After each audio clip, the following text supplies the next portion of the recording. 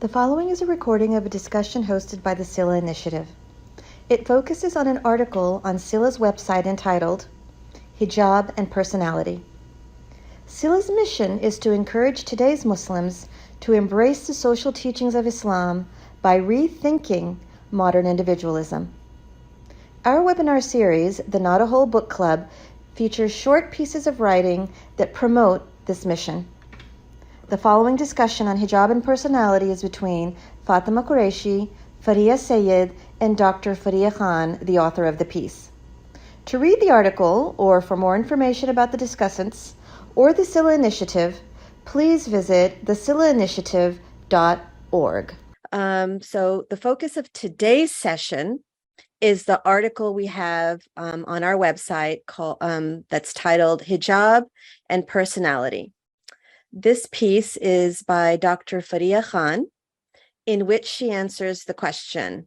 So the question was posed, quote, "Is there room for self-expression in my wearing of hijab? I see some Muslims condemning hijabi fashion writers, for instance, and I don't understand why. If my body is covered as it should be, what's the problem? What is the problem with doing it in a way that expresses my personality?" End of the quotes for the question. So let me start with Dr. Faria. I wanted to ask you first, what was your inspiration for this article? Why hijab and personality? Bismillah. Bismillah. So hijab and personality, why I wrote it. The first thing that comes to mind actually is the fact that I never had this concept of hijab having anything to do with my personality until a good number of years into our work at the Sila Initiative. So, our friend Salma Badr Duja, I think she might be here. I hope if you are, please don't be embarrassed. But she and I were in a conversation once, and Ustada Salma, she mentioned to me kind of in passing. It was just, she mentioned the fact that hijab is to not show your personality.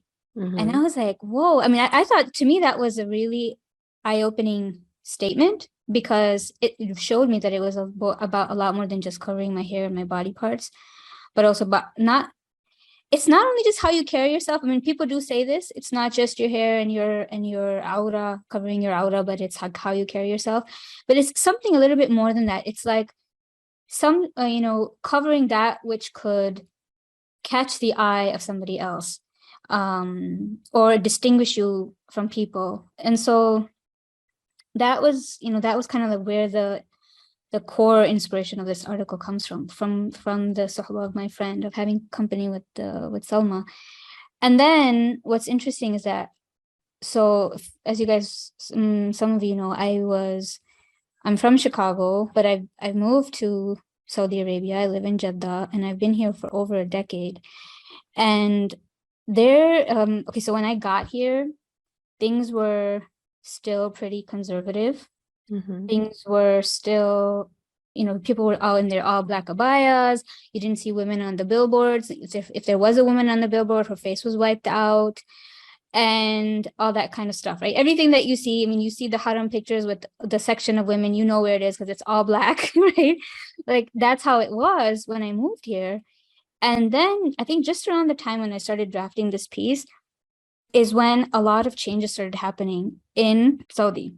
Mm-hmm. So I'm an American, I'm here abroad in Saudi Arabia, and I'm watching this like really obvious social change. And so there's I put up these pictures. If you guys want to see the screen, I put these are actual mm-hmm. pictures that the two on the right are ones that I took myself, where it's like you can see the propaganda. I have more pictures like this.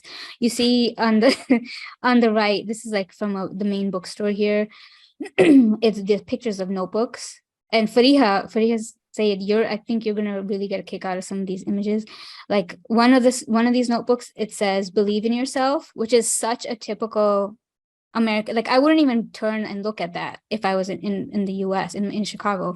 But if you read it in Arabic, it says "Thiq bi nafsik," like trust in yourself. And just that language of thiqa, like who do you trust in? Mm. and you're trusting in yourself, it's like really odd, right? As a Muslim to think like that. And then the next one is I can and I will. Ana astatir wa sawfa af'al. It almost sounds like kufr and like, Mm. right, Fariha? Mhm. Like, doesn't it sound odd, Fatima? I mean, um, so there's like these weird sort of slogans going out, and then there are these other ones, like these t-shirts that they have. I've seen ones where this one says girls can do anything. I've seen girl power. Like these are my husband's nieces wearing these t-shirts. And I'm like, guys, take that off. I need to take a picture, you know? Yeah. And then there's this mall here very close to my home called Ana Ghair Mall. And so I put up that's not the picture of the mall itself, but Ana Ghair is like a really odd sentence in proper Arabic, but it's used a lot nowadays. And it means you could translate it as I'm special, I'm Oh, different, I'm okay. unique, ana ghair, like I'm unlike, ghair, unlike anything else, right? Like I'm so Okay. unique. And I think that's sort of that transformation happening in Jeddah in Saudi society. I was watching it and I'm like, in these slogans that if you look at this, girls can do anything, or I'm unique, if you were to see somebody wearing a t-shirt like that, you would think that's so cheesy, right? Back home, like in Chicago. But Yeah. here it's like a very obvious sort of push to get people to do certain things. And at the same time, there's been this major change where women are dressing differently. Their abayas are multicolored. If they're wearing their abaya, there's many women not wearing hijab anymore here. Really? That's Yeah. interesting. I haven't been to Saudi since 2000 Well, yeah. So I mean, something. I think I'm maybe it talking was about 16, 17. But oh but that was, yeah, well, I think that was right before it all started. This is okay. 2022, right? So around Right. 4 years ago when it became really, and it was almost like overnight. It was like all of a sudden this is happening. And I mean, I'll just close with what does this have to do with the article? I think it was cooking in my mind. Like, do you guys know you're following you like I just had this like so I read this blog post today has maybe not anything directly to do with this, but it clicked to me because I was thinking about how we're going to be meeting today. I read this blog post by this really intelligent Sudanese American girl. She's like a budding academic. She's doing her Mm. grad studies, and she's writing in her blog about how she feels like she can't see her future. And I mean, it just is like a really raw sort of COVID era type of post that she had done a couple of years ago, where it's like things have changed so much and she feels so drifting and can't see what is coming ahead and the despair that's coming with that. And she doesn't know how to define herself and like who she is.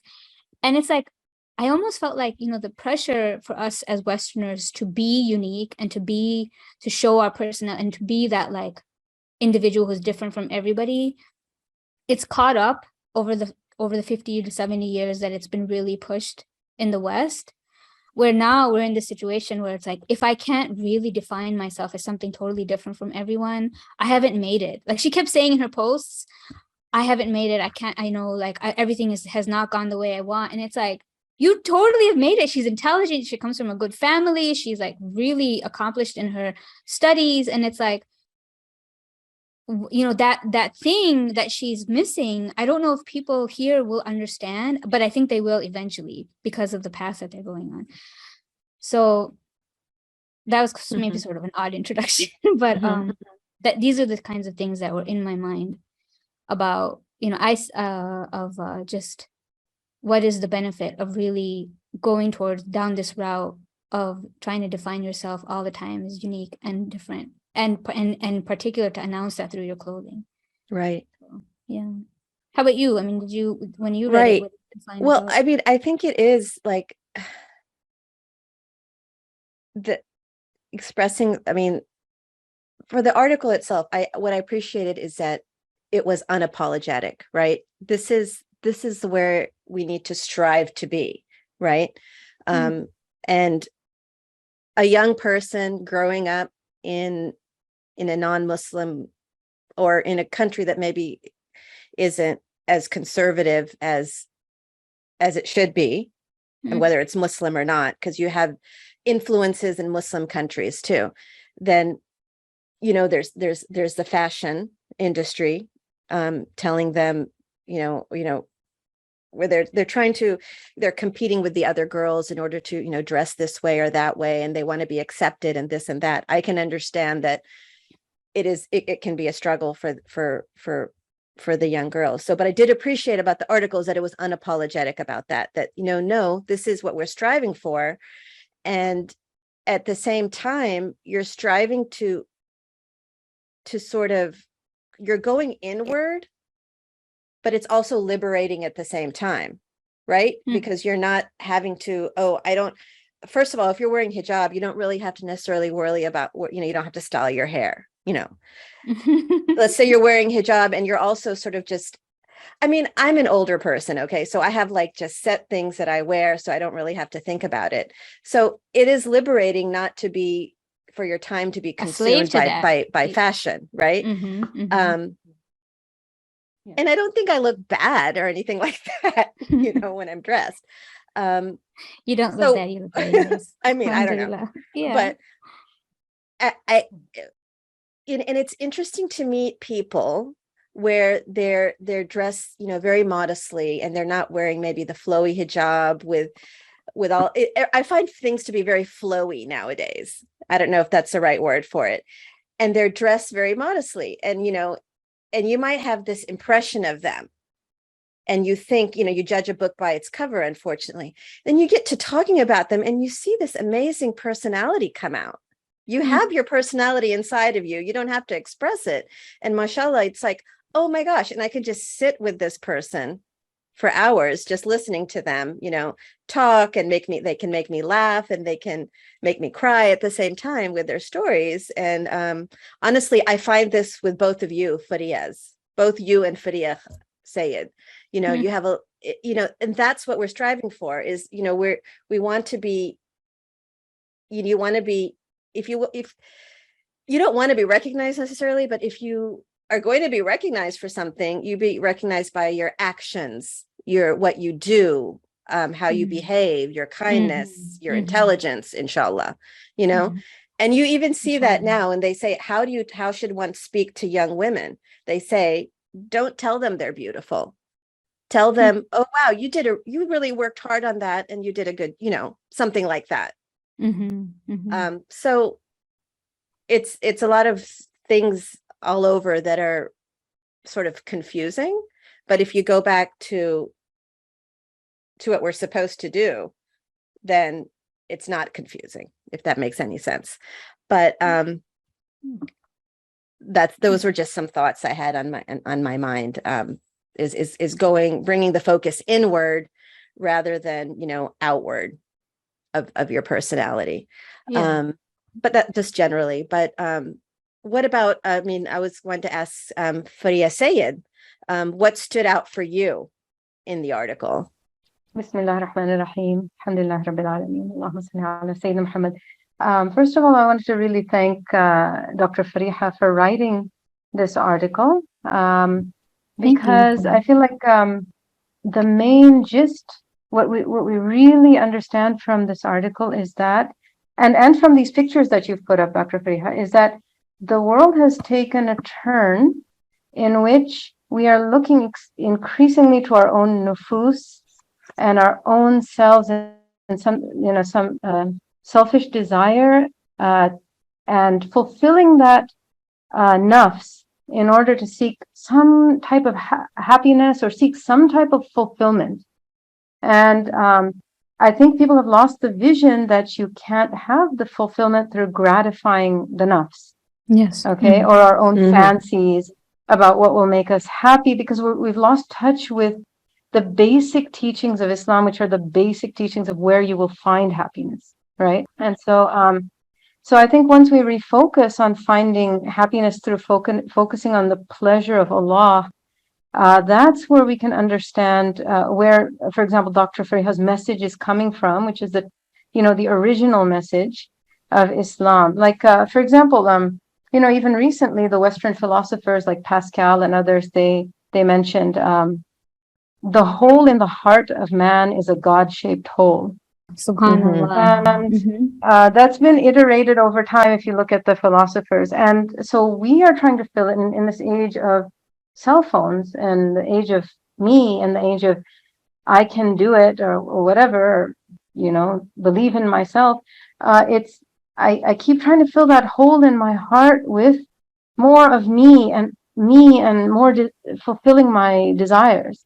And I think this is a sad situation because nobody is telling us, we're not telling each other that this is not where we're going to find the happiness. So that's the first thing that came to mind actually when I read this article, the basic idea here. Fadia, can I ask you about something that you just said? I mean, so I completely agree, and I think that all of that sentiment was there also present, inshallah, in the article about the cell phone age and us being so focused on ourselves and all of that. But then there's like this other element of the fact that I think there are people who are God conscious. There are women even who want to do the right thing and who are wearing their hijab. And we're talking about women who wear hijab. This article is basically addressed to women who are already wearing hijab, right? How do you take that to the next level type of thing? And it's like, you're wearing hijab. Like, for example, the woman that I mentioned earlier, the Sudanese, intelligent girl, she's probably in her early 20s, I don't know. She's very intelligent, she's doing everything that she's supposed to be doing, and yet she feels like this emptiness. And it's not necessarily because she doesn't care. She actually mentions that she's like, the only thing that keeps me grounded is her iman and Allah, and her iman in Allah. She actually says that in one of the posts, right? But at the same time, why does she feel so hard? Why is she so hard on herself?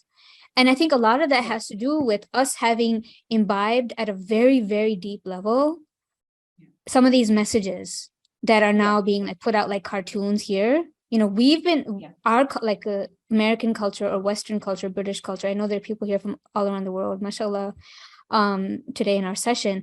But that message is something that we're so unaware of. It's almost like the Tawheed of Islamic society of the past, that it's that ingrained. It's like, I have to be something different. I have to be someone unique to make my mark in the world, because that is what that is what it means to be a human being, to be an individual, and to be this autonomous being who defines her own destiny. And it sounds wonderful to the girls here, like where I'm right now in the Middle East. It sounds like, oh, that's so exciting, I can define my own future. But it's like, do you realize what that means? You're gonna define your own future, girl. You are all on your own. And it's like, that is so daunting, and it is so scary. And I think a lot of us as Westerners, it's sort of like been there, done that, and but we don't know what's wrong. We don't know where the problem is. And so I don't know if that makes any sense to you, but it fully makes sense. Actually, it fully makes sense. And we have to remember that the idea of growth in Islam and a journey in Islam, it's not like you have a static iman or a static rank that you have attained in your deen, and it's just enough and it's going to last forever. Rather, Islam is a constant upward call from Allah subhanahu wa ta'ala. So if there is a hole in someone's, in a way, it's a mercy. Allah's calling you ever closer, closer. Right. And if you stop in the moment and look to the latest trend for what will fill that, like, okay, I've had enough of my deen, I'm fine, I fulfilled my fara'id and everything's going to be fine. And then you realize that it's not static. Even your fard is not static. You have to nurture it. It's a garden. You have to tend to it. Like the example of the soul is a rose bush, right? If you don't tend to it, trim it back, deadhead it, it won't continue to blossom. Deadheaded? With it. I've never heard that. What's deadheaded? It's when you take the buds that are dead on the, when the flower is gone and there's still that bit there. And you have to get it, otherwise it's sapping energy. Oh wow! From the plant. Okay. I think, right, Fadia? Say it. Yes, exactly. Yeah. Yes, and it won't. No new blossoms can come until you've, broken off those withered, crispy, dried heads, as well as trimmed back some of the stems and leaves. And so this is the idea of trimming back your dunya and what you're looking at for fulfillment. Trim it back, until that blossom inside can grow, and that hole stops feeling so so big, right? MashaAllah. That's a great example. It's a great analogy. Yeah, It is, Yeah. MashaAllah. Thank you. that's true. You know, we could concretize a little bit. We're like talking really sort of really flying in the sky type of philosophical stuff. Maybe I was thinking maybe we could share a little bit from the prophetic sunnah that we had. I know people, maybe some of them have read the article, some of you, those of you who are present, but would it be okay if I just read this Yeah, go passage on ahead. the screen? So this part, I wanted to make sure to address this, if not anything else, because I wanted to talk about the Prophet ﷺ directly. I think a lot of times our conversations can be really sort of theoretical or identities focused, and not just what are we supposed to be doing, and what did the Prophet ﷺ teach us. So here we have this passage in the article regarding the prophetic attitude toward clothing, and it says, a lack of excessive attention to one's appearance was the default state of the Messenger of Allah ﷺ, as well as of his companions. They paid attention and dressed exceptionally when the Sharia called for it, such as when needing to impress one's enemy. There's like a hadith that was mentioned right before this part in the article about how the Sahaba would dress really sharp when they were going out to fight, or like when they were going out to like a delegation to the enemy. So dressed to impress for that purpose. Otherwise, humility and indistinctiveness was what was praised by the Prophet ﷺ, such that he told us in one of those hadith that one who chose to be this way, who chose to be indistinct, even though he had the ability of wearing nice garments, that person would have the honor of wearing the garments of the highest ranking of the believers in paradise. This does not mean that they were automatons, all dressed in uniform. They all looked exactly alike. No, color and style, for example, they wore Yemeni clothing. Color and style varied, but in the words of one hadith commentator, if they do this, that is, choose a particular way of dressing to show off, then it's blameworthy. On the other hand, if they do so out of some practical consideration, like if they find that clothing of one color or another shows less dirt and wears longer, then there is no problem with that. And so, I mean, like the intentionality in this is so huge. It's like so huge, right? Like about what I'm wearing and why I'm wearing it. I mean, to an awareness of the presence of Allah subhanahu wa ta'ala to that degree of what you might consider either minutia or just your right to just express yourself. I mean, either or. What's, here the intention seems to be directed totally somewhere else. I don't know if you have any thoughts on this, Fatima or Fariha, on this passage or anything related to it. Yes, actually, I would like to actually ask you an additional question, Dr. Fariha. So when we do see some of the hadiths, such as this one or the other one mentioned in your article, such as the Sahabi radiallahu anhu witnessed the Prophet ﷺ dressed in 2 green garments, right? Sallallahu alaihi wasallam. And then others where he mentions that the Prophet ﷺ wore finer clothing. Now, how then do we understand it? I actually was reflecting on the first thing I thought of was exactly what you mentioned. It has to be intention. So, for example, we have our ulama now who rightfully they dress very nobly and even grand. And so we should look into how to understand this and reflect on the idea of intention, because it's not that they are showing their nafsi personality per se, rather their intention is to honor, and rightfully so, and show the grandeur of this deen, the knowledge, and Allah himself in the way they dress. So it goes back to, again, what does a person mean by personality? Is it just the nafs? Is it just the self? Or is it reflecting something else in the intention? MashaAllah. Good. So in the right at the start of the piece, I defined personality as the combination of characteristics or qualities that form an individual's distinctive character. Right, the things that make you, it's like the you do you, right? Like it's what distinguishes you as you, rather than what distinguishes you as servant of Allah, scholar of the deen, one who is fighting for the sake of Allah, one who is dressing with dignity and excellence in order to be grateful to Allah subhanahu wa ta'ala for the ni'mah that he's given. You know, like there's so many different Allah-centered niyas that we could make, intentions that we could make. And that might be the green clothing, right? That might be the fine clothing. Because not necessarily, so a woman can, and I was just talking with one of my teachers yesterday about this, and she was telling me how when she goes to America to visit her in-laws, she was telling me about her outfit. Like, she's like, I know I wear my abaya, but then I have this really nice gray vest that I wear over it. It's very sleek. And she said, when I wore that outfit to visit my in-laws, you know, multiple people actually commented on how distinguished and how nice her outfit was. And yet there was nothing eye-turning about it. You know, it wasn't like showing her as, look how that's who she is, you know, in some sort of I don't know if I'm fine. I wrote this whole article, but I feel like I'm not articulating that as well as I could. It's like you're saying, I mean, she added an extra piece, and it's not, there's something noble about it, right? Or the word is classic, right? A quote unquote classic look, or a classy look, as opposed to something that's just really flashy, right?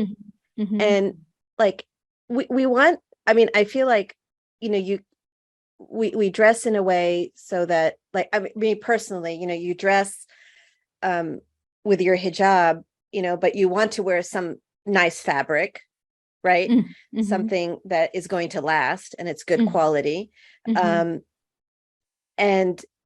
one thing, this is going off, but like living, you know, in the US, I want to be a little bit approachable for people.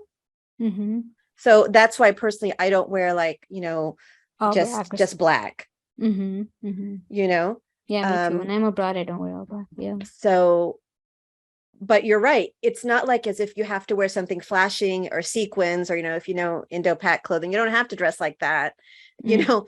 And so this person, like who you're talking about, they dressed in a way that was within the realm of the hijab, but you can still look, like you said, classy and, you know, and nice.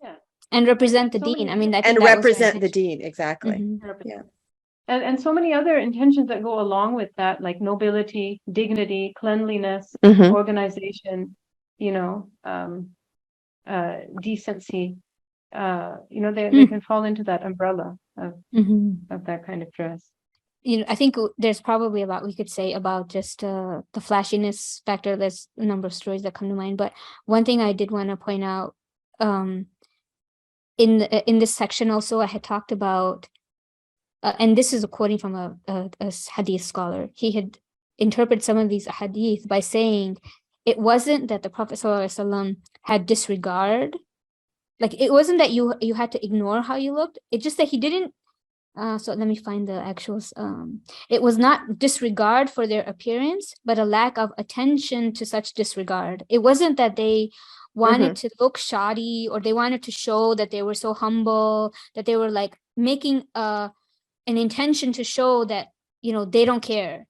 They actually really didn't care, you know, like they cared only for Allah. They weren't trying to make any kind of an impression, not a fancy one, not a simple one. There were other priorities. What does Allah want from me here? When I'm going out to meet that delegation, what does Allah want here? When I'm going to see my wife and she, I know she likes to him, you know, I know she wants me to wear nice clothes. What does Allah want me to do here? You know? And so it's like, this is a male, female, both. It's not that you ignore how you look, that, you know, you're, you know, like this, like the, what is that? You know, like the Sufis who would wear the patched garments just to show that they were part of the Sufi tariqa or something. And it's like, no, that's not the point, you know? It's like you had mentioned in the, you know, it's the intention behind it, intention behind everything, and how you're presenting yourself. I think what we're getting at here is that they were so outwardly effaced that it just wasn't a big part of their reality, which had turned so inward and so in the presence of Allah subhanahu wa ta'ala, that they met his commandments in the outward, but they didn't give a second thought to its, its undue importance in front of other people. Is that what you were thinking, Dr. Fariha? Yeah. Very nice. Very nice. Mhm. Yeah. Jazakallahu khair. Yeah. Here's another passage from the thing. So those of you who are present, we're just using some of these quotes to summarize the article for you.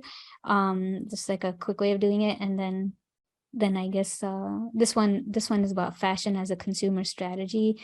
So this is a part from the article too. And I'm quoting from another guy, Andrew Godley. He says, if wages are the single most important cost in the production of clothing and low-wage countries can perform the assembly tasks, how can clothing producers remain in Europe and North America and other high-wage regions? The only solution to this conundrum is not technology, but fashion. Okay, so what is this all about? This part, if you guys recall, it was when we were talking about why. So it continues. So it says, in Britain and elsewhere, fashion-dominated demand was largely confined to women's wear, and the way the textile industry worked to increase this demand was to build in ever more sophisticated design and fashion content. So here it was like, it's just sort of hinting at the fact that fashion is not just this natural thing that human beings, when they're really creative, come up with, but it is in fact a very deliberate strategy to increase our desire to purchase those clothing, and for certain people to be able to make profit out of our purchases. And so I just thought it was interesting enough to bring up even right here in this discussion, just the fact that we think by differentiating our clothing and dressing in a certain way that is different or just like really expressive of myself, that I'm doing something really powerful, but in fact you're following the trend that's already been set for you, and that trend is actually benefiting people and it's not necessarily you. Yes, the idea of kind of stepping onto that hamster mill, that little machine that hamsters and gerbils have.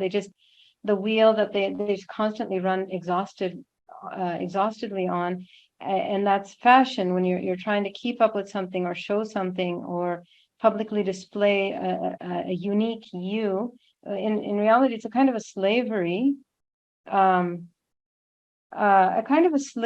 not an individualism, and a waste, and a financial slavery, as well as an intellectual, psychological, based on what Dr. Freer defined as showing your personality publicly. This is a very real danger of people falling into. Those were my initial thoughts. What did you think, Dr. Fariha? I don't know. I mean, I agree with you, but I think it's very difficult to talk about this. I mean, I mentioned the fashion thing as a consumer strategy, but we really, so it's not just America. I mean, it's not just the West. Like I see, for example, I don't know if you guys, we're all Desi, the three of us. So like we're familiar with probably the kind of outfits that are trending always in Pakistan to some degree. I mean, we might not be, I'm not that cognizant of it as an American, and I know you guys probably aren't either, but if you're around or if you ever travel to Pakistan, you see there's like so much emphasis on what is current right now. And now they sell their clothes online, so you can can sit there in New York and buy stuff from like Image or whatever those companies are, and it'll be like, what is it, season 20, summer 2022 and fall 2022, and you're supposed to change your wardrobe. Like, what are you supposed to do? I remember when I was growing up, I was growing up in like the 70s and the 80s, and the only like Desi clothes I would get were gifts. There was nowhere to just go buy it. We didn't go often enough where I would go purchase it. But somebody would say, oh, your shirt is too long. Your kurta's too long, or your banshee are too wide or something. And it changes. They change things a lot, and people really feel like they have to stick to them. And that's what Faria Sayed, you're saying, you become a slave to this. Yeah. And that's Yeah, kind of and you crazy. think you think you're doing something like, you know, you're really on top of stuff with your individuality, but in fact you're that on that No, yeah, hamster right. wheel. Exactly. Yeah. There's a somebody had a question up. I don't know. Do you mind if I just pose it? Hmm. So it's from Sumaya Ahmed, and it says, excuse me if this was mentioned before. Okay. What effect has images, especially now via social media, but even before with magazines and television, had on a person looking in the mirror? Early Muslims lived without the pressure of images of themselves and others. MashaAllah. You want to try Fariha first? Well, it's directly connected to what we're speaking about, because Hmm. without images, you can't have a fashion so much. And the fashion industry was largely dependent on images. If you take away the idea of the images, which are everywhere from, you know, physical media and boards and photographs to the phone, to films, to the whole, you know, film industry. It's the entire thing is very, very closely linked with fashion. And actually, this is actually quite a spiritual question, because as we know that images, especially, you know, vivid images of people and beings, they get imprinted on the heart. And they get absorbed at a level where we feel that we're, you know, powerful to control, but often we're not. And What when do you you mean? take a You're look at, powerful to control, but we're not. What do you mean?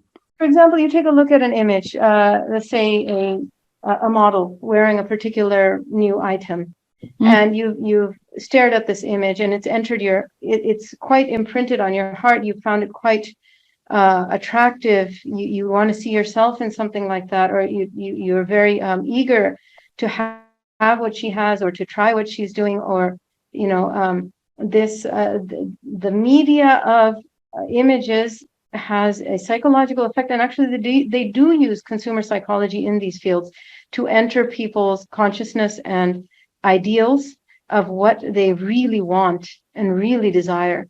And it's something that's from the heart. And so I don't think we can downplay the idea of new technology and feeding a lot of this imagery to people.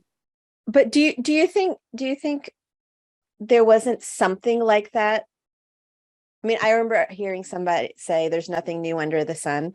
I mean, I think there's more of it now, and it's like a bombardment, like constant bombardment of it. But you know, maybe you would have like, oh, the new cloth that came from, I don't know, India, and people, you know, women wanted it. I don't know. Well, but it's not the same. I'm definitely not at the same level. But I mean, they probably had to deal with something. You mean like just like competition? Like, she looks so nice, I want to look nice too. Right. Yeah, definitely. I mean, I think that, you know, that level of just basic human nafsiness, you know, human inclination, human drive has always been there. But you know what Sumaya mentions about images and the effect that has on your image of yourself, I you know, I think that's what she's asking about. It's like I could see that to be a problem in so many different ways. And I don't think, let's say, I don't know, photography, let's say 200 years ago, anytime before 200 years ago, that there was such a pressure to match up to a program of producing images of what people should look like. And I don't think that program, I mean, images and photography, there was always painting, and there was always, you know, like hand-drawn sort of stuff. And that was a very elite practice.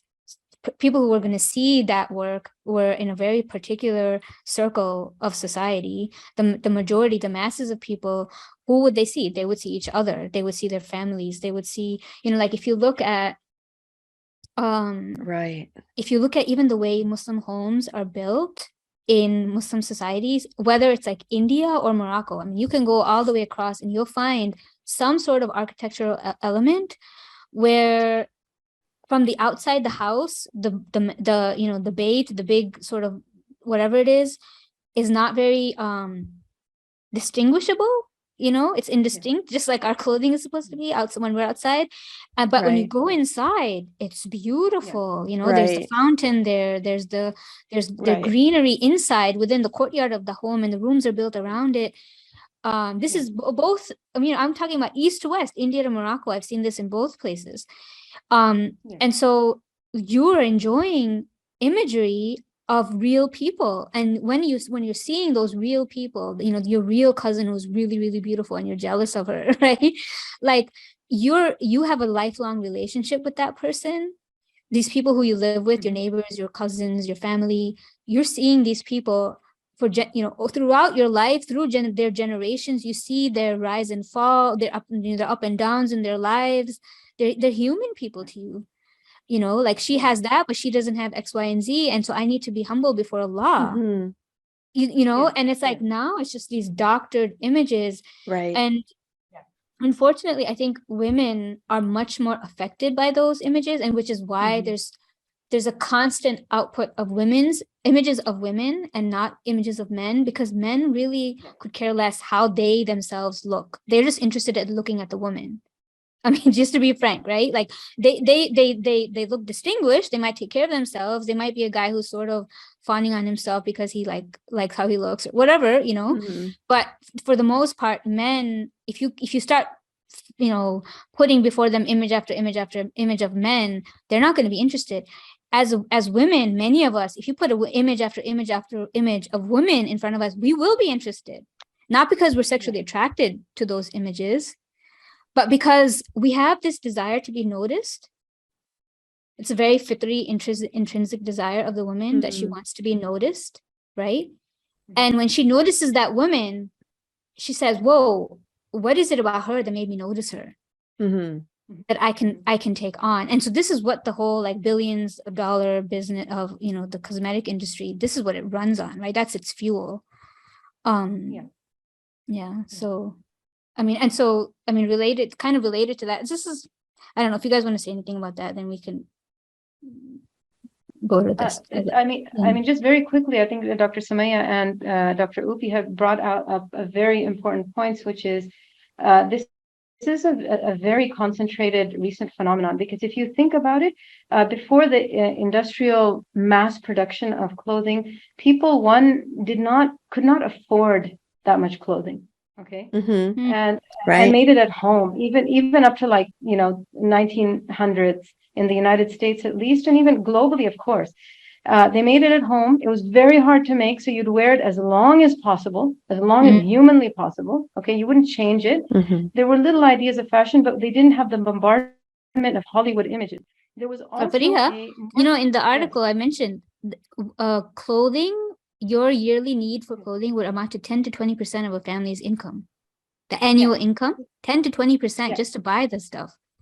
Sorry. Just to buy the stuff. It was just, it's not possible. And secondly, you have to understand the morphic resonance of the culture without images, pre-Hollywood I'm talking about, was one of morality. So you see early black and white photographs of gender segregated college classes, the women all dressed, everybody's wearing hats, coats, buttons, gloves, you know, gloves, you know, and seriously. Then, well, I don't know if you ever watch, if you read these like Jane Austen books, I mean, if a man sees a woman's ankle, he has to marry her. Yeah. Whoa. That's like a totally Muslim story, man. It is a Muslim story, actually. But go ahead, Fadia, say it. Sorry, I didn't mean to interrupt you. I just wanted to make the point that an extremely rapid change occurred in the morality of people after the advent of the images of Hollywood. An extremely rapid. You went from completely covered women in the United States to all of a sudden by 1930s, women highly uncovered. Okay, highly uncovered is unacceptable. It was unheard of before then. So images, I think Dr. Sumaya makes an excellent point. And images are far more rampant now than they even were in the 30s, 40s, 50s, you know.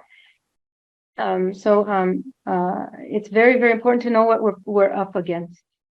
That's a good point. Know what you're up against. right? Like Mm-hmm. Upi Yeah. Dajala's just had mentioned that too. Not only the barrage of images on, for example, Instagram, but the algorithm used designed to keep our eyes on the images, to know what you're up against, right? Yeah. Yeah. Subhanallah. It's frightening. Alhamdulillah. It is. Yeah. Okay, this point on the screen is sort of a little bit of a diversion. Actually, no, it's not. So but you know, Dr. Freya, I just wanted to say that when I read this in the article, it was like a light bulb. Like when I was like, whoa, yes. Why was it a light bulb? Like, yes, this is true. Yeah. You know, I mean, I don't think people realize this. I think sometimes women say, oh, I want to dress nicely because, you know, blah, blah, blah. But this is something. This is something. Yeah. Yeah. I actually hesitated a lot before I put it in because I wasn't sure if it was, number one, if I wasn't sure of how appropriate it was. Second, I wanted to make sure that it was a common sort of experience. And afterwards, I found talking to people like you guys and talking to some of my teachers, they concurred with what, you know, this sentiment. So what I have here is clothing in one's own sexual urge, talking about women. So a woman's awareness of her own attractiveness increases her sexual urge. This is hinted at in the words of the feminist philosopher Simone de Beauvoir, who celebrates the woman's power over her own sexual urge. Simone de Beauvoir says, every woman drowned in her reflection when looking at herself reigns over space and time, alone, sovereign. She has total rights over men, fortune, glory, and sensual pleasure. So as Muslims, we recognize this urge of like, of what happens to someone when they're dressed in a very attractive way and how it affects myself. Like, for example, if I myself am dressed in a very attractive way, what does that do to me inside? As Muslims, we recognize what happens, but instead of embracing it unconditionally, we seek to channel it appropriately for the sake of Allah. By covering in public, the Muslim woman helps tame her own desire as well as that of the men she meets outside her private sphere. So it's not just that, you know, the common narrative is I have to cover so the men are not enticed and attract and like, you know, they can't control themselves because they're looking at me. And so that's why I have to wear hijab. And there are actually many feminists who, not just feminists, but women who criticize and say it's not my responsibility to it's not your responsibility. His urge or whatever. But in fact, first and foremost, who it's affecting is yourself.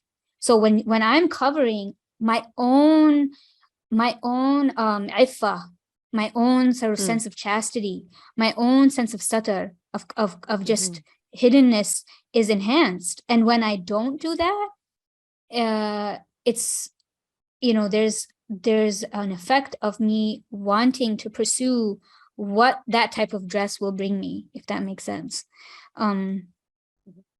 So yeah. And before I because I want to hear what you have to say about this, and also Fatima, but one thing that I was thinking about in the back of my mind when I wrote this part was this hadith of the Prophet ﷺ. I mentioned it in the footnote to this part, where it said that the Prophet ﷺ, two of his wives were sitting in their private quarters. They were somewhere, you know, without their hijab, and a blind Sahabi, the Ibn Maktoum, he's known as the blind Sahabi in the literature, Ibn Maktoum, he walked in and they didn't cover. And the Prophet ﷺ said, why didn't you cover yourself? And they said, well, he's blind. And he said, well, are you blind too? That's how he responded to them. And and you know, some of the commentary on this hadith, they say it's because of their rank as the Ummahatul Mu'mineen, as their dignified, you know, the level of the dignity that must be preserved at, you know, being the wives of the Prophet ﷺ. For that reason, you know, he told them that they should cover. But the thought that had come to my mind was that, isn't it also that their own sense of satar is affected by, you know, by covering themselves? Does that make sense to you guys? Mhm. Yes, certainly. So if a woman wants to, if a woman for example, a woman knows how to invoke those feelings within herself. A woman knows how to invoke those feelings, and she has some level of control, as all human beings should have some level of control over that urge. But what is often not spoken about is how to invoke that urge at the correct time. And so this correctly plays into the idea that dressing a certain way and adorning a certain way, or a level of undress, does invoke those urges. And it actually reminds me of the hadith of the Prophet ﷺ, when the Sahaba were surprised when he mentioned the reward of the intimate relationship between a husband and wife. And they commented, is there a reward for fulfilling our desires too? And the Prophet ﷺ provided a most eloquent contrast by saying, if there's a punishment for the illicit, why should there not be a reward for the licit? And this goes back into the comment that Dr. Fariha has here. The comment that Dr. Fariha has written here, we seek to channel it, right? So you contain it, you control it, you block it in on all sides, only to have a very healthy, blessed, long-lasting, varied relationship where it should be, in a concentrated form, because we're talking about many years of a marriage for a normal person. And so those are some of the thoughts that came to mind on Dr. Fariha's comment here. That's really powerful, Fariha, because basically what you're saying is, it's like I know so many women, they kind of joke when they find out that there's like a religious woman who, they'll tease her if they know she dresses up at home.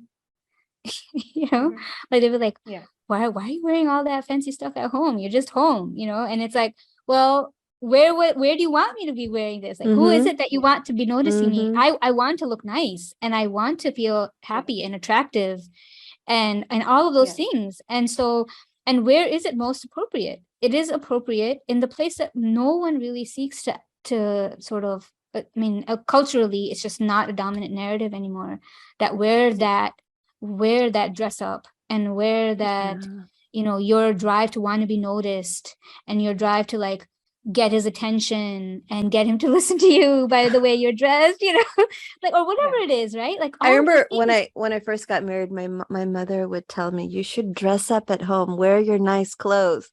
And to me, I was like, oh, that's so much trouble.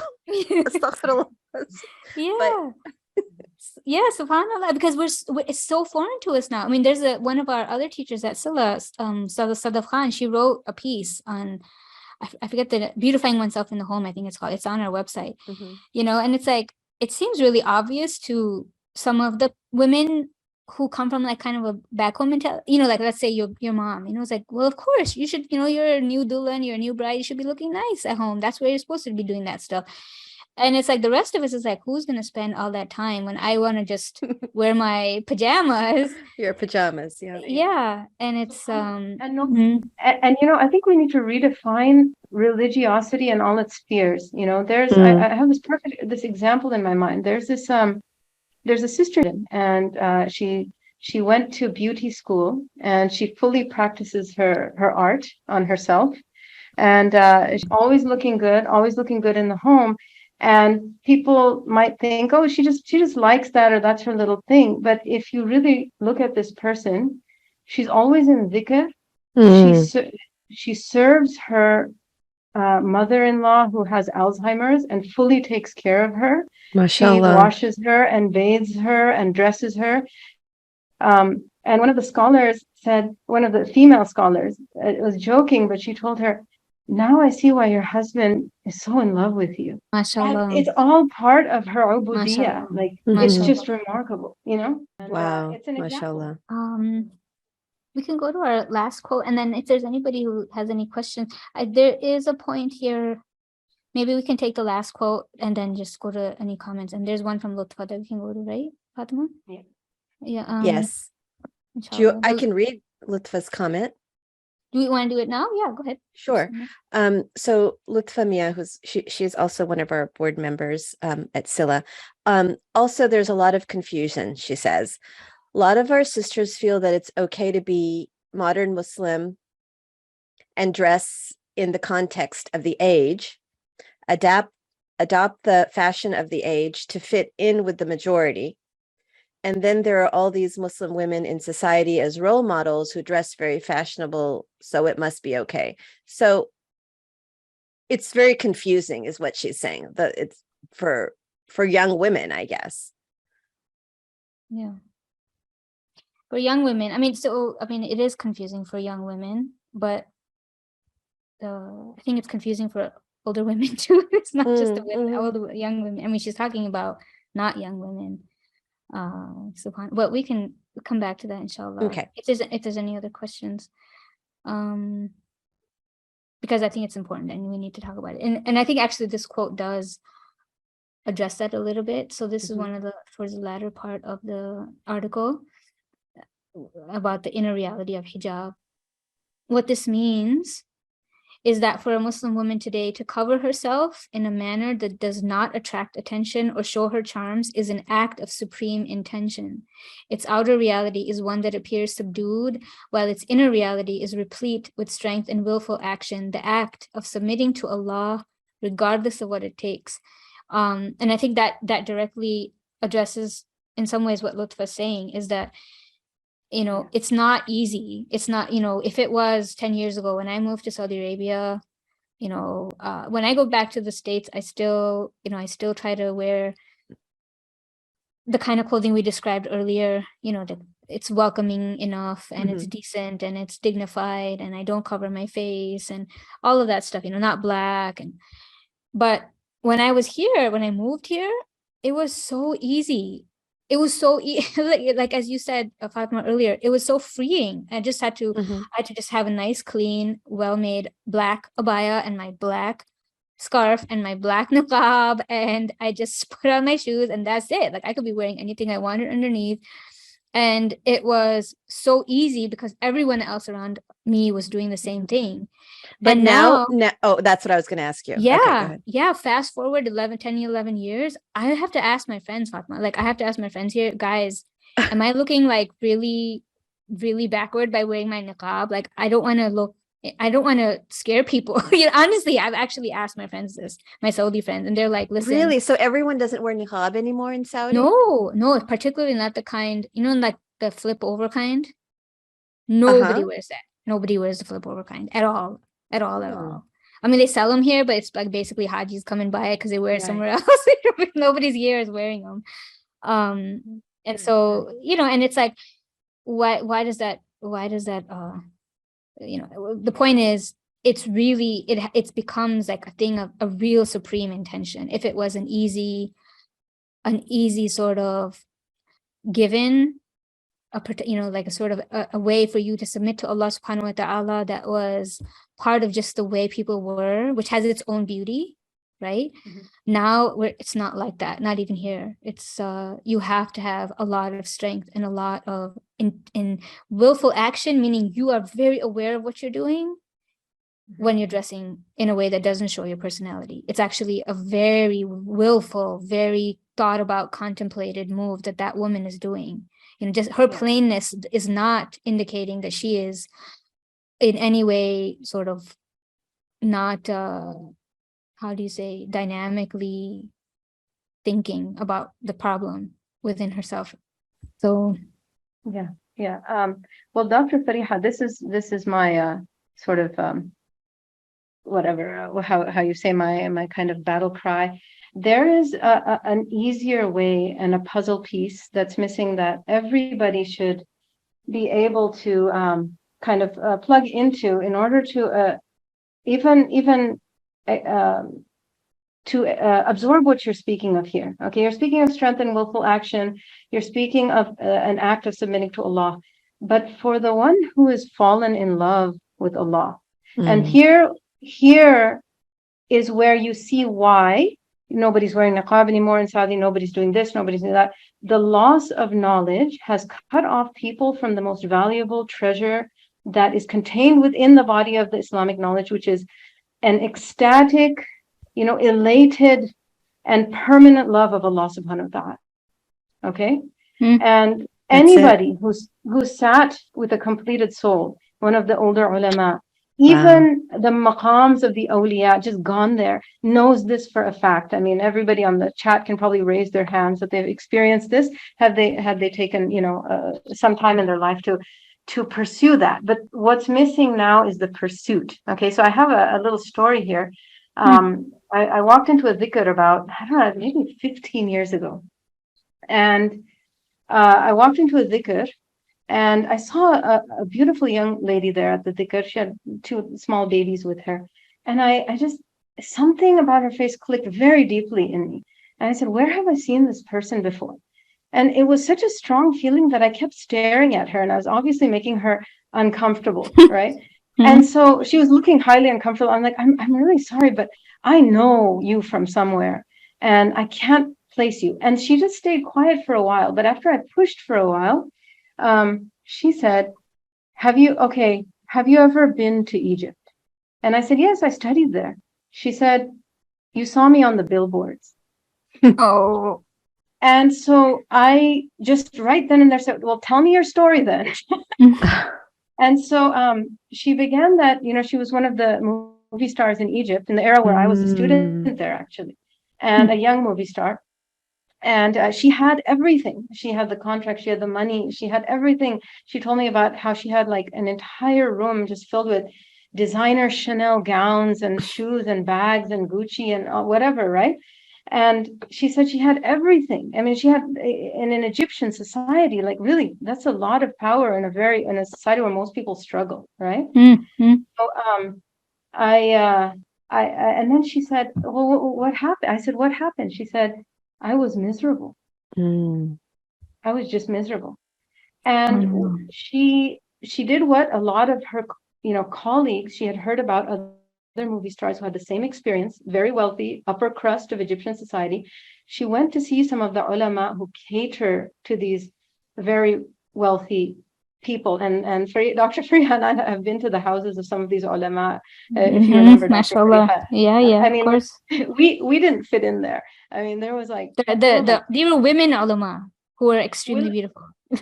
Right? That's what you're saying. Yeah. Diamonds, furs, gold, everything. Okay. And these ulama spoke to the movie stars at their level about the deen. And when they began their hal with Allah, their connection to the Prophet ﷺ, their connection to Sayyidah Fatima and the women, they were unmatched in their closeness to the tradition.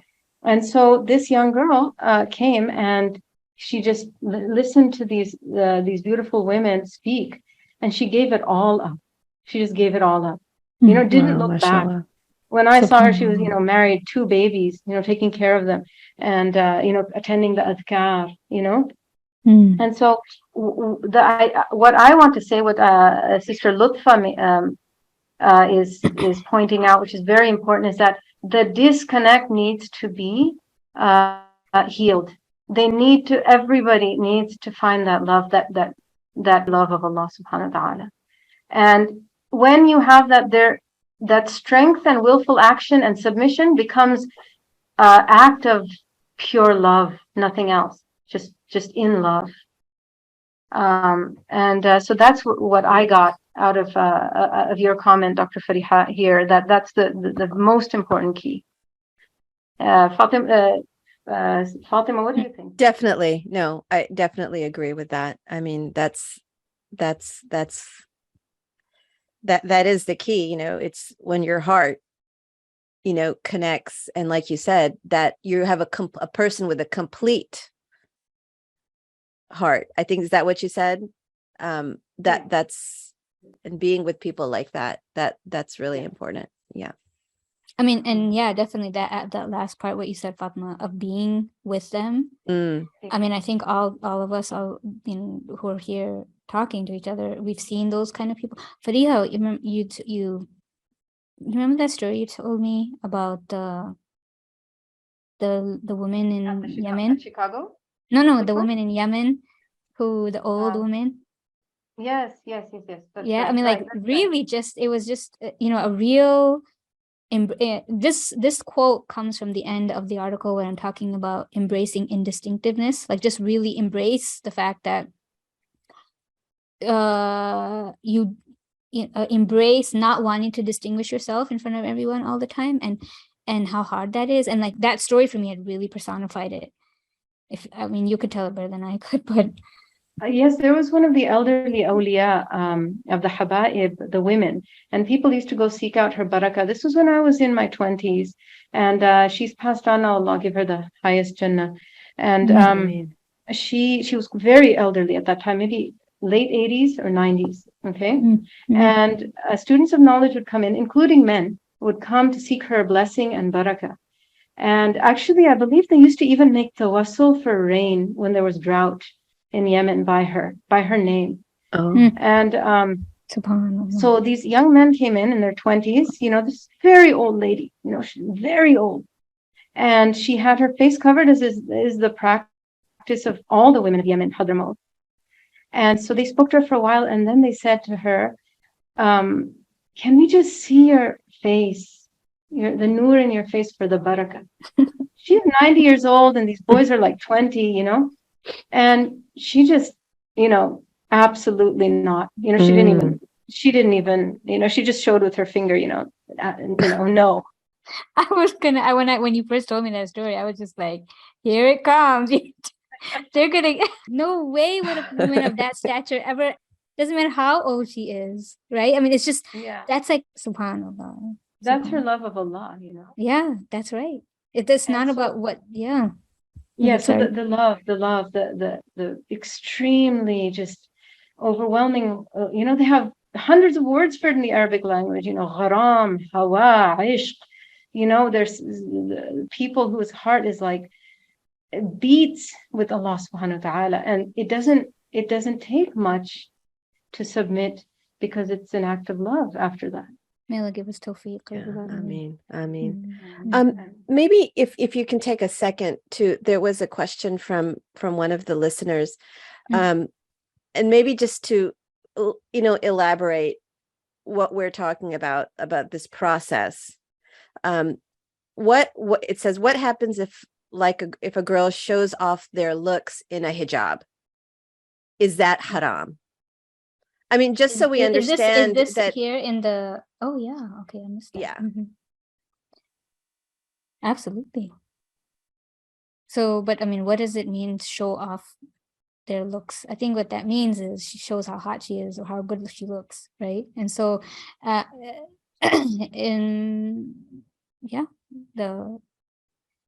absolutely, it's going against the not only the spirit of the hijab, but even the letter of the hijab, which is that you cover, so you do not show your charms, as Allah says in the Quran, and you do not allow yourself to be molested because of what you're doing in that act of showing your charms.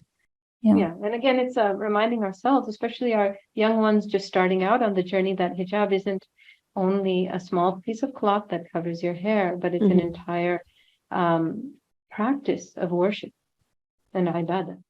Can you repeat that? So the idea was that for our young ladies just beginning their journey in following the Sharia of Allah subhanahu wa ta'ala, that hijab isn't a piece of cloth that covers your hair. That's not hijab.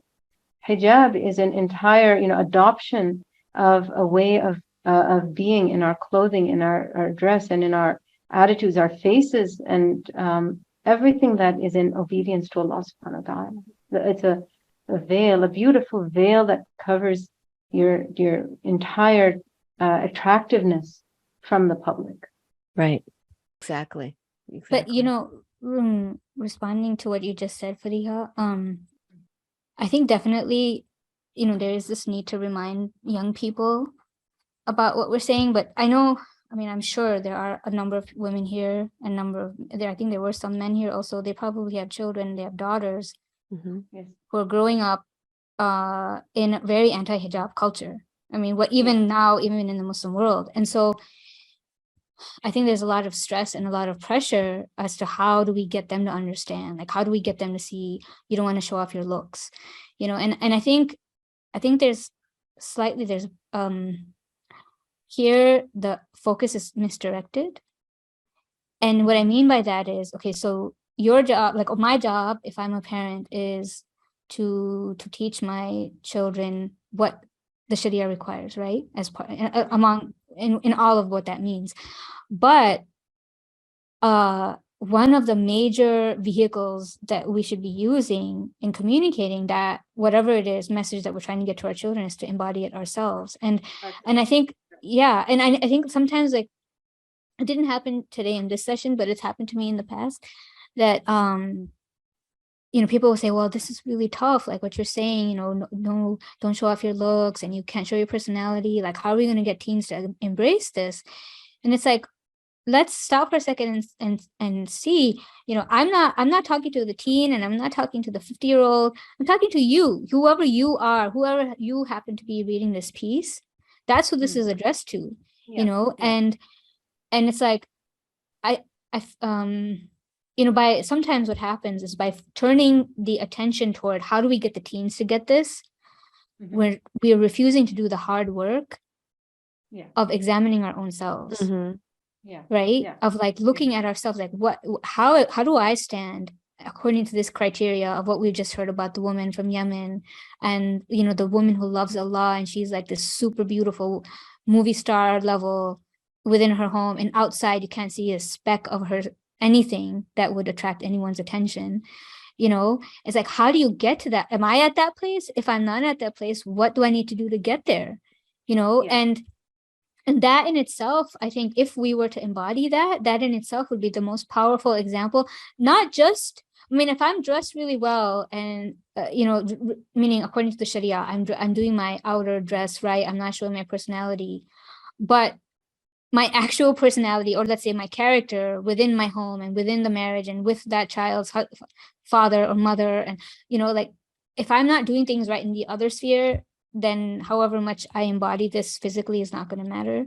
And I think, Fariha, what you're saying sort of addresses that it has to be this holistic move, right, toward going to Allah subhanahu wa ta'ala, that's happening in every sphere of your life, and your child will notice that, and the young people will notice that. And if anything, like, one thing also I wanted to mention was that sometimes saying what's been said in this piece, in this article, and today in this session, it needs to be said, even if not everyone can reach what's being told, just so that we know what it is that Allah subhanahu wa ta'ala wants from us, and we begin to inculcate within our hearts the desire to want to get there, even if we never get there, right? So like if there's two women, there's two Muslim women, they both don't wear hijab, right? But one of them, in her heart, she feels really bad about it. Like she wishes, I wish I could wear hijab, or maybe one day, inshallah, I'll get there. And we've met women like this, right? They have a beautiful humility to them and a love for the deen that is specific to them, just like, and then there's that other woman, she looks the same outwardly, but internally it's like, this is my right. And where does it say in the Quran you don't cover? And where does it say anything about personality? That's not even a word in the hadith. And it's like, what is the spiritual reality? What is the standing of each of those women before Allah subhanahu wa ta'ala on the last day? Right? And I'm not talking about any specific women, because of course, as we know, Allah is the judge, right? But from what we know from the Quran and Sunnah, that's what's really critical, is that I need to at least have the example before me. And fretting about, the teens are never going to get this. And this is I think one of the biggest problems, is this fear that my child will never be able to accept just like what the Sharia says, my child won't be able to accept it. So let's soften it here, and let's soften it there, and let's soften it here, and let's soften it there, just so that they'll maintain their Islam. And it's like, listen, Islam doesn't need you or your child, it's you who need. And if you can just realize that for yourself and show your child, that's more than enough, Certain. Yeah. The idea of looking at ourselves, even our reaction to the phenomenon around us of people. So Sister made a good comment that she was, I believe it was a very brave comment to make, where if Sister Fatima can present it to us, I think it ties into what Dr. Fariha Khan is saying about looking at ourselves. Sure. I was just looking at that right now. And so she said, and you're right, Faria, it is very brave of her. Recently, I found myself having to remind a sister about hijab in this wholesome sense, proper cover of Aura, her speech, needing to alter personality in front of men. I noticed in myself anger, frustration, and maybe even jealousy because she was getting attention from reputable men in the community, but perhaps for the wrong reasons. Can you help me understand my own nafsi response and whether I was valid to be upset or also need to work on myself, my own spiritual state? This is a tough question. So we'll It just, is. yeah. It We'll is. I mean, like, I mean, I can just, answer, like, I've had an experience where you see women and they're good people, right? They're doing, like, and, mashallah, they're praying and, they're Muslim, right? But they're just more fashionable than, like, I mean, I could say that. And like, wow, if she can do it, does that mean I can do it? Maybe I can do it too. Or do you see what I'm saying? So what do you mean? No, I didn't. Like a person who is, mashallah, she's a practicing Muslim, but she has that air of, or that, that fashionableness to her that is maybe beyond the bound, what we're talking about, right? But and I guess, at the end of the day, it's between you and Allah, right? But I see what this sister is saying, what this, that it might make a one, because this is what fashion industry does. You see somebody else dressed in a certain way and you think, wow, she looks good, I'd like to look good too. I see. Well, I was just thinking there's just three sort of aspects to this that a person, if they embody, they will kind of be at rest. The first is correcting the outward without anything deeper than that, just simply correcting the outward in the nicest way possible. And the second one is understanding that we're not better than anybody else. Okay. And the third and final one is understanding our own relationship with Allah subhanahu wa ta'ala and not making it a comparison with other people or feeling threatened by what other people do, right or wrong, and following Mashallah. following our own path to Allah subhanahu wa ta'ala, and knowing that Allah subhanahu wa ta'ala is most generous, most generous for whatever struggles we've done and sacrifice for him. Remember that it's for him. There's no reason to feel after we've done that we've lost out in something. The opposite, rather. And but again, it doesn't mean that we don't correct a wrong when we see it. Okay. Fatma, do you remember when I was growing up in like the 80s, they used to tell this story a lot. Just came to my mind. I don't know if you've heard it. So like there was a little boy and he used to eat too many sweets, and his parents, right? His parents wanted him to stop eating those sweets, so they went to the whole pious man in their neighborhood, and they said, yes, right? We all heard the story. I don't know if these, like, anybody of the recent generation knows this one. I don't know where it came from. And so the sheikh, they go to him and they say, oh, Sheikh so-and-so, could you please talk to our son? He's eating too many sweets. It's bad for him. We don't know how to get him to stop. And so he's like, what did he say? Come back like a month later or something? In a month, right? Or 40 days. 40 days. And so they come and they bring bring your son, but come back in 40 days. And so they bring him after 40 days. And he says, little boy, and and Majid is a person of nur and rutba and rank and piety, and even the little boy is like, wow, mashallah, he wants to talk to me, and he's impressed with this person, and he tells him, listen, it's really not good for you to be eating those sweets, etc. And so the boy stops eating. He gets the message, but the parents are like, why did you make us wait 40 days for that? And he says, because I myself loved sweets and I could not tell somebody to stop when I had the same thing in myself. And so I don't know. I mean, it just came to my mind as you both were speaking. I think it's, this particular question, let's just say it's like a theoretical question posed by somebody. I don't think it actually has anything to do with the article at hand, like our reading for today. It's not about hijab and personality at all. It's more just about what is the right situation in which I can do amr bil ma'ruf wa nahy anil munkar, when I can call out the wrong and call people to the good.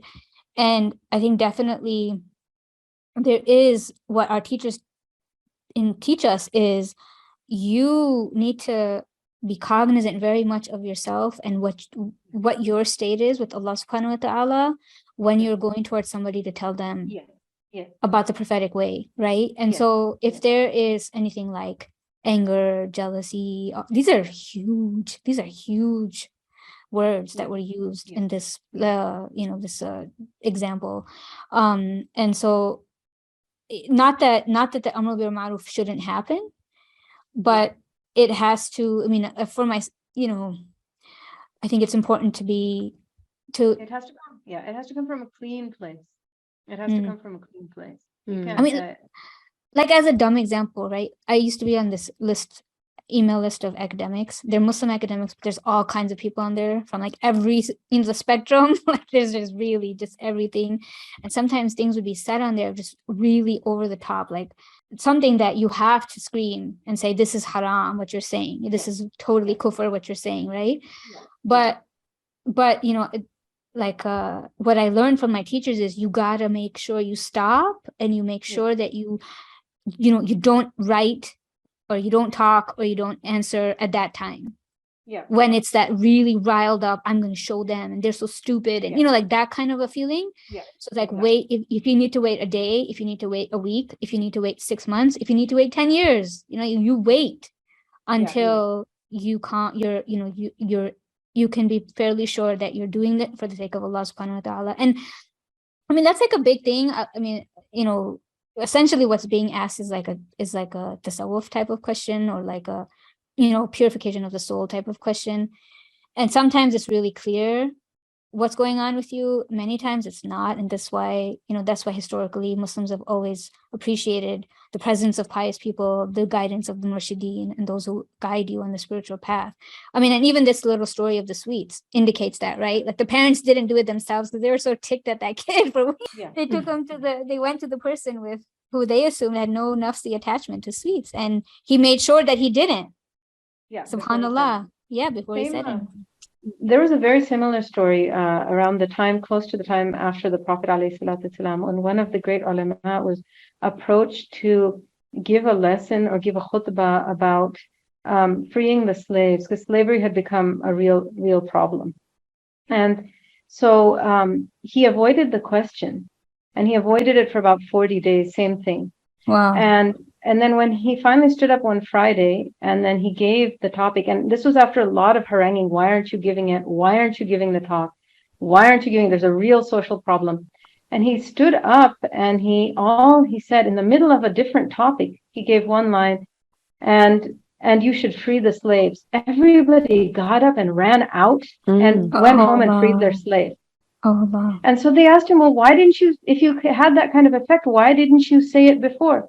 He said, because I never had a slave. I saved up the money. I bought a slave. I freed the slave, and then I could talk with some sincerity, Oh, subhanallah, subhanallah. And the effect, the power that was delivered was clearly from Allah and not from himself. So that's what we're looking for if we're looking to correct someone. MashaAllah, Jazakallah khair. MashaAllah. Alhamdulillah. So are there any other questions? Fatma, if we missed any? Yeah. I don't think so, unless I missed something. I'm looking. No. But Faria, can you repeat those 3 things again that you said? Well, it was in the same line as Dr. Fariha's comment about making sure our intentions are right. But I had the idea was the first thing is we must correct because that's obligatory. But the second thing is that we have to understand we're not better than anybody, and of course we have to correct in a very sincere way, not filled with anger or jealousy or nafs about the correction, or having some ulterior motive, about the correction. Secondly, we have to understand we're not better than anybody. Everybody's in flux, and only death will tell where we stand with Allah subhanahu wa ta'ala. And the final thing is to understand that, Allahumma salli ala Sayyidina Muhammad, Dr. Pia, maybe you remember what it was? And knowing that, and that Allah is merciful. Allah, if you've done something for Allah subhanahu wa ta'ala, you have to have done it beautifully for him, and knowing that he will reward you generously, not feel begrudged that someone else is not doing it. And so why did I have to do it? And they're getting all the rewards in the dunya, and I seem to just have lost. This is not a love for Allah subhanahu wa ta'ala. This is not. You mean what you mean to say is the person is mistaking dunyawi acquisition for what's the goal, like that? Or feeling jealous after, for example, say a person covers properly and they're not getting attention from men, and they're feeling jealous because there's somebody who doesn't do it right, and she's getting all the attention from the men, and you have to understand Allah will give you the better man, or give you the better trade, or himself, the greatest goal of all. And so again, this goes back to the Prophet ﷺ said, Alayka bima tutiquna bihi. Only do what you can handle. Only do what you can handle. If you're going to take on some, huge thing for Allah subhanahu wa ta'ala and then become bitter over it, you have to watch out. The Prophet ﷺ said, don't take on this whole deen all at one gulp. It'll throw you, slowly, and make sure your footsteps are firm towards Allah subhanahu wa ta'ala. Right. And those were the ideas after the honorable sister asked her question. Yes. Mashallah, Mashallah, alhamdulillah. There's one random point that I wanted to put out before we close with our dua for today. Just because, alhamdulillah, we've had a very spiritually oriented discussion, and I think that's the most important takeaway, even from the article itself. So, but just to concretize things a little bit, one of my teachers, she said, when she was a young woman, she was studying in Cairo, I guess maybe through the Azhar or something. And Faria, you know this better than I do, but there's all these people who come from all over the world to study at the Azhar in Cairo, to study Islamic and Sharia and everything, Islamic studies. And so they had these women in this big building. It was like the women's students wing, I guess. And each floor had 5 apartments. Each apartment had 7 women and da-da-da. And so that building was filled with 200 women from all over the world.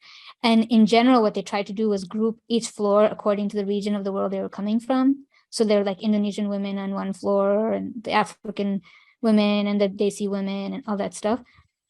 So she said, while she was studying there, she noticed a woman. She was from the Cameroon Islands, and I think that's in the Indian Ocean. I don't know.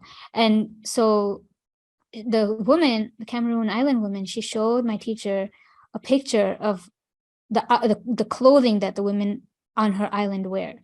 Right? They're almost these Muslim women. They have this giant sheet. It's just this giant piece of fabric, and they wrap it around themselves in such a way that you can't see anything. You can, just their eyes are showing. Basically, they're like niqab. It's just this one piece of cloth, but they wrap it in such a way that it's just their eyes showing. And she's like, but the colors on that fabric, it was Camarus. Okay, thank you, Sumaya. Jazakumullahu khair. Yeah, so Camarus Islands. So she said the colors were super flashy, really, really beautiful, very, And she's like, but the thing was, all of the women, they all wear that. like they're all wearing that outfit, you know. And so she's like, she wondered to herself, is it a problem? Because since every single woman in that region is wearing that, who's going to look at it? Who's going to pay attention? Is it a, you know, hijab wise, sharia wise, is it wrong? So she asked one of her teachers, and you know, she explained to him the entire situation, and the sheikh replied. He said, "No, it's not permissible. The way that they were dressed, because this, you know, and you know, this just." And so what he explained to her was there's one principle that needs to be in place, and that principle is that the thing be plain. Right? In some way, it should be plain. It shouldn't have this like strikingness. And what I understood from that, you know, because I wanted to mention it before we go, just like I said, because I wanted to concretize, and also because we're really, in our day today, we're really taken by arguments. You know, somebody mentioned here, you know, it's just, that's the fashion right now, and people want to be part of the majority. You know, we have these arguments of we're American Muslim, we're British Muslims. We don't want to stand out. If I wear hijab, I stand out more than when I don't wear hijab. If I wear niqab, I stand out more than when I don't, you know. Or, okay, that's not too niqab, because I know that's sort of different opinions on it, but what, you know, I don't want to stand out, and so therefore I am not going to cover the full way that I'm supposed to. And it's like, well, standing out, you know, you standing out or not standing out, you attracting his attention or not attracting his attention, that might be some of the side purposes that are being met or being addressed by your hijab. But the first and foremost purpose of that hijab is you manifesting your submission to Allah subhanahu wa ta'ala. Absolutely. Yeah. Right. Which is essentially what mashallah Fariha Sayyid has been saying in many different ways to me. And so like that, manifesting that submission to Allah subhanahu wa ta'ala, when it requires you to go against the grain, when it requires you to go against everything that's happening around you, that's what we're called on to do. And that's why it's, you know, right now, today, in our day, and probably till Yawm al-Qiyamah, if we've entered the time of the Dajjal, as like some of the ulama say now, right? It is going to be an act of supreme intention.